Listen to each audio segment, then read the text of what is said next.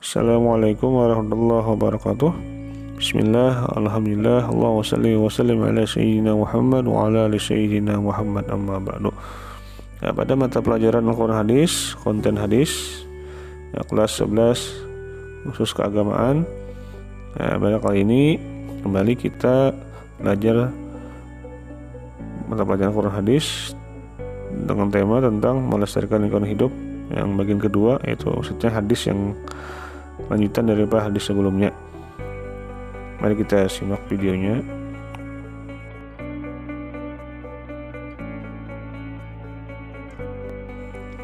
Baiklah, kita bacakan hadisnya. Bismillahirrahmanirrahim.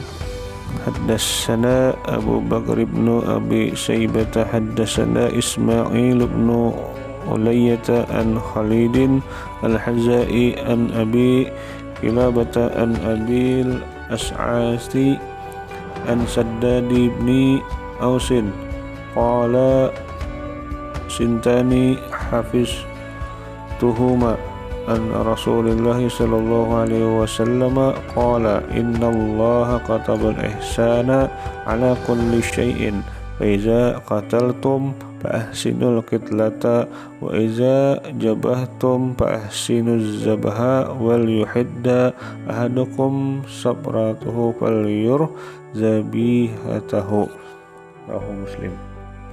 Artinya, telah menceritakan kepada kami Abu Bakar bin Abu Saybah, telah menceritakan kepada kami Ismail bin Ulayyah dari Khalid al-Khazza, dari Abu Kilabah, dari Abu al-Syeds, dari Shaddad bin Aus. Dia berkata, dua perkara yang selalu saya ingat dari Allah sallallahu alaihi wasallam. Beliau bersabda, sesungguhnya Allah telah mewajibkan supaya selalu bersikap baik terhadap sesuatu. Jika kamu membunuh, maka bunuhlah dengan cara yang baik. Jika kamu menyembelih, maka sembelihlah dengan cara yang baik. Tajamkan pisaumu dan senangkanlah hewan sembelihanmu. Hadis riwayat Muslim.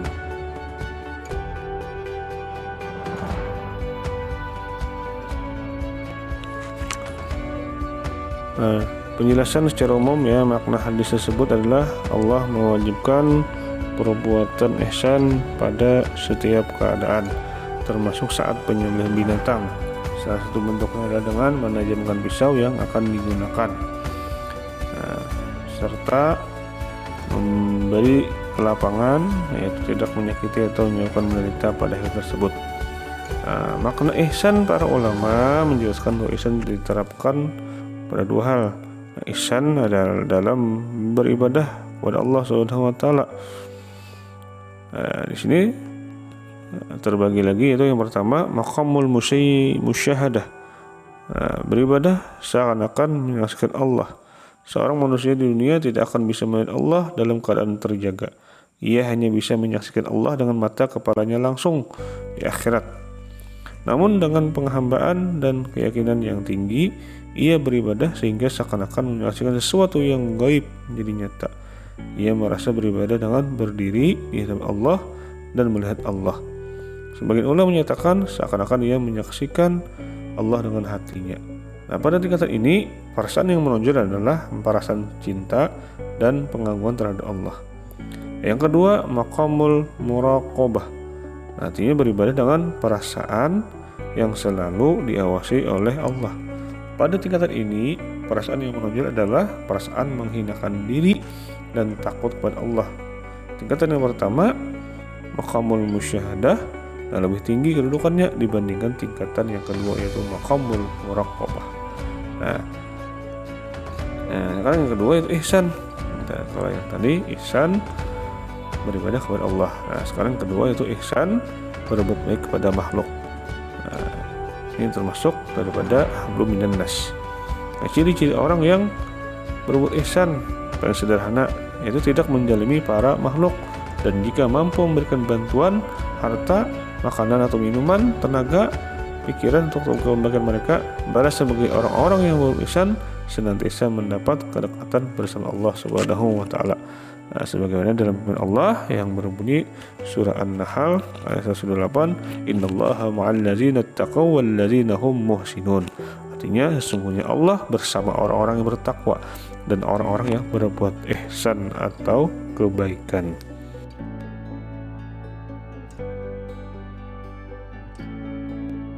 Nah, ini menerapkan kandungan hadis ya. Penerapannya itu apa? Rasulullah SAW memandang alam ini secara integral.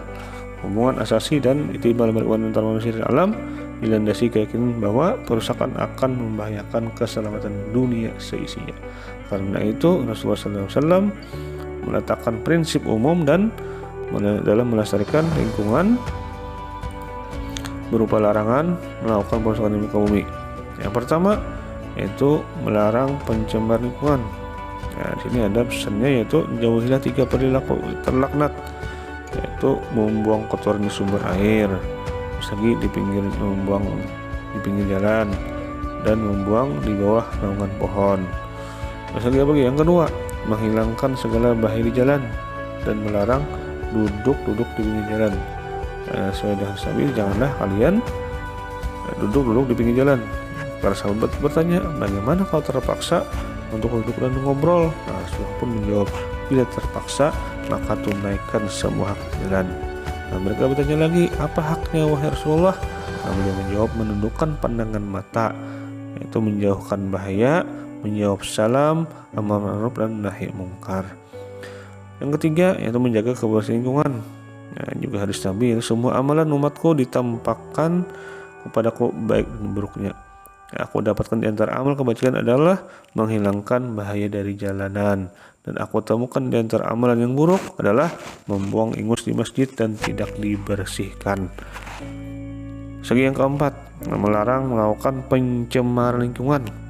Nah, ini termasuk dalam hadis Nabi juga, sesungguhnya Allah itu maha baik yang mencintai kebaikan, maha bersih yang mencintai kebersihan. Oleh karena itu bersihkanlah halaman-halaman rumah kamu dan jangan menyerupai Yahudi. Nah, Rasulullah melarang untuk membuang air kecil dalam air yang tidak mengalir karena akan merusak air tersebut.